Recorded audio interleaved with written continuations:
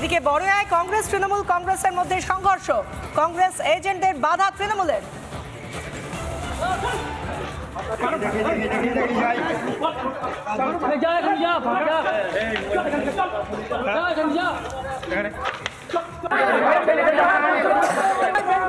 Bengal police আজ Bengal police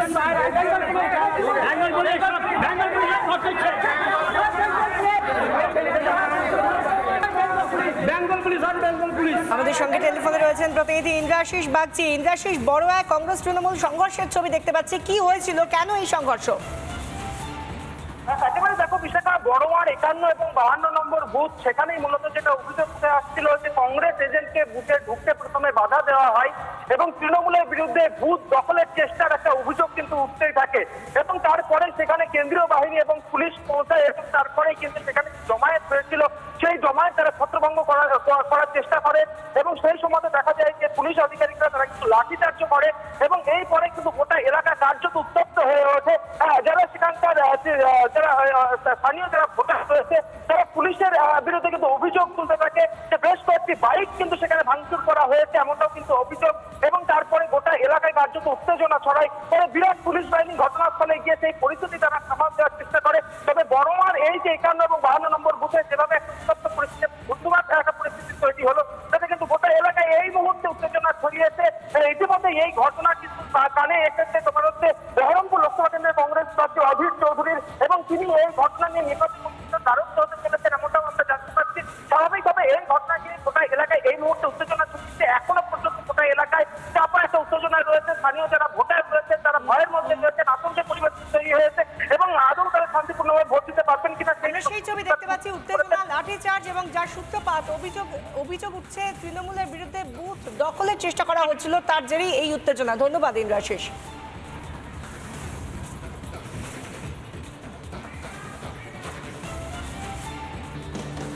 branded কানের মেশিনের একমাত্র চয়েস শ্রবণী।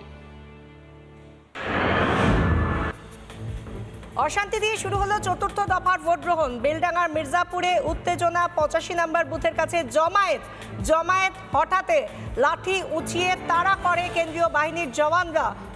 একদিকে যেরকম আমরা বহরমপুরের বেলডাঙ্গায় এই ছবি দেখতে পাচ্ছি, অশান্তি দিয়ে যেখানে চতুর্থ দফার ভোট গ্রহণ শুরু হয়েছে মির্জাপুরে, সেখানে 85 নম্বর বুথের কাছে জমায়েত হয়। জমায়েত হটিয়ে দেওয়ার জন্য লাঠি উঁচিয়ে তেড়ে যায় বাহিনীর জওয়ানরা। অন্যদিকে তৃণমূলের বিরুদ্ধে ভোটারদের প্রভাবিত করার অভিযোগ। বীরভূমের 18 নম্বর ওয়ার্ডের 186, 187 নম্বর বুথে উত্তেজনা, পুলিশের সামনেই চলে দুপক্ষের বচসা। একের পর এক ঘটনা উঠে আসছে। অন্যদিকে আসানসোলের 285 নম্বর বুথে বিশৃঙ্খলা, বুথ চত্বরে ভিড় তৃণমূল কর্মীর, এমনকি বুকে ব্যাজ লাগিয়েও জমায়েত করা হয়েছে। পুলিশের বিরুদ্ধে নিষ্ক্রিয়তার অভিযোগ তুলেছেন বিরোধীরা। বর্ধমানের গোদায় বুথের ভিতরে পুলিশ, কি কারণে বুথের ভেতরে পুলিশ, এই নিয়েও প্রশ্ন ওঠে। রিপাবলিক বাংলা।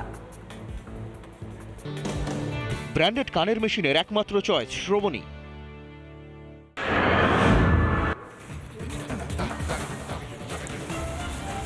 এই মুহূর্তে একের পর এক যে খবরগুলো আসছে তার পাশাপাশি আমি একটুখানি অতিথিদের কাছেও আসবো যারা রয়েছেন স্টুডিওতে এই মুহূর্তে। কিছুক্ষণ আগে ঝন্টুবাবু বলছিলেন যে কোথাও এই ধরনের বিক্ষিপ্ত ঘটনাগুলো ঘটছে, মানে কোথাও আসলে এমন নয় যে প্রবণতা নেই অশান্তি বা গন্ডগোল করার, আসলে এটা কোথাও ট্রেন্ড তৈরি হয়ে গিয়েছে ঝন্টুবাবু। হ্যাঁ দেখুন, মানে যতখানি করা সম্ভব ততখানি করা হচ্ছে। এটা তো একদম বাস্তব সত্য যে এই যে আজকে ঘটনাগুলো দেখছেন, অতীব দুর্ভাগ্য যে কটা ঘটনা হচ্ছে, তারপরে আমি বলছি গ্রস ট্রেন্ডে পশ্চিমবঙ্গের হিংসা বিদীর্ণ ভোট রাজনীতির চিত্রে কিন্তু এটা বৈপরীত্য।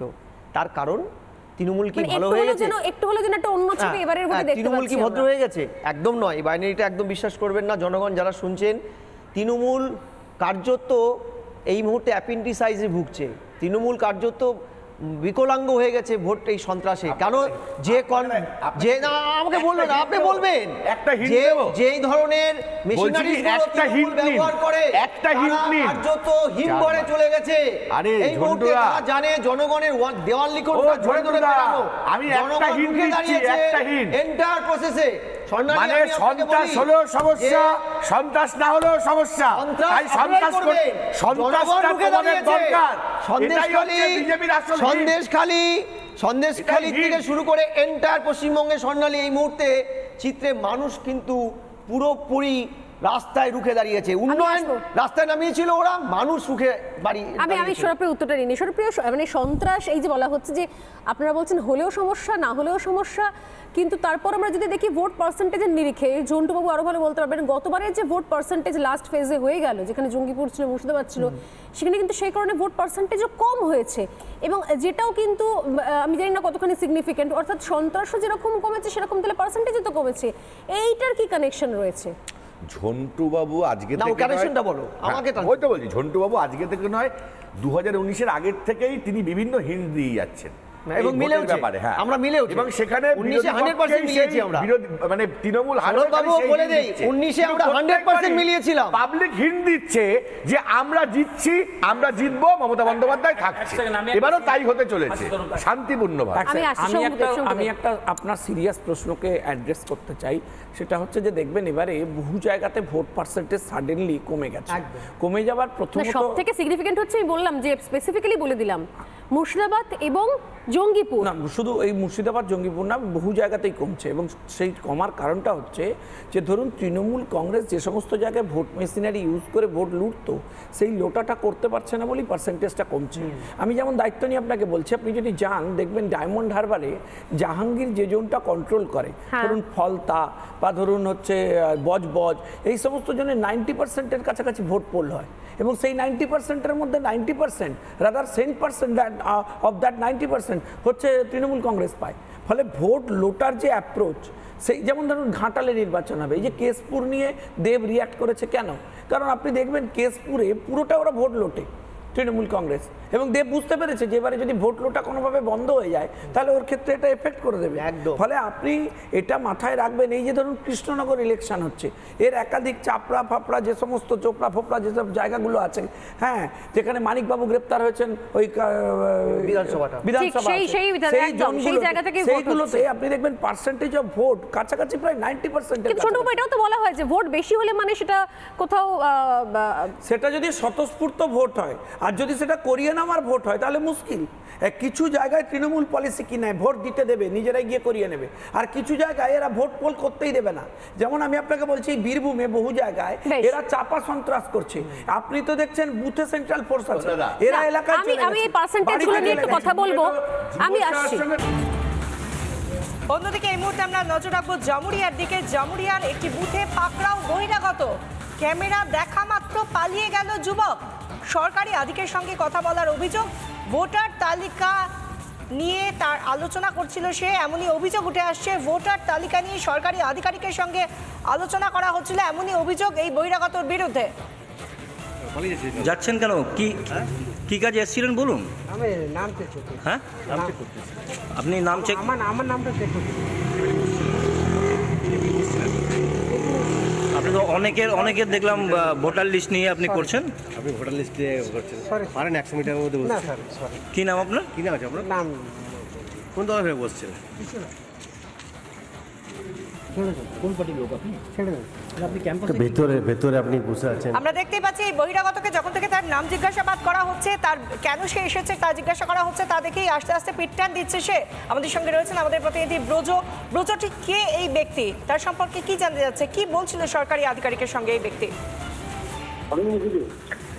দেখো এই ব্যক্তিকে যখনই প্রশ্ন করা হয় এবং বলা হয় যে সে 100 মিটারের ভেতর স্কুল যে ভোট কেন্দ্র, যে জামুরিয়ার বিধানসভার যে চাঁদা যে প্রাথমিক বিদ্যালয়, সেখানে যখনই দেখা যায় তখনই দেখা যায় যে ভোটার লিস্ট নিয়ে তিনি কিছু দেখছেন এবং ভোটার লিস্ট নাড়াচাড়া করছেন। তাকে জিজ্ঞাসাবাদ করতেই তিনি বলেন দলের লোক, কিন্তু কোন দলের জিজ্ঞাসা করতেই তিনি পালিয়ে যান এবং নিজে স্বীকারও করেন, দেখো সরি বলতে সে কিন্তু পালিয়ে যাচ্ছে।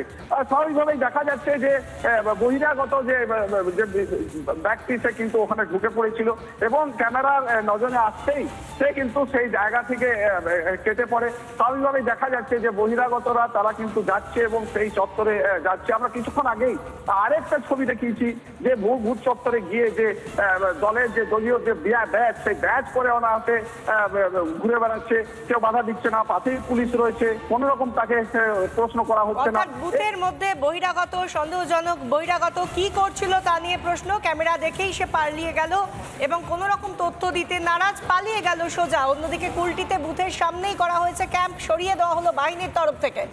একই সঙ্গে দুটো ছবি আপনাদের সামনে।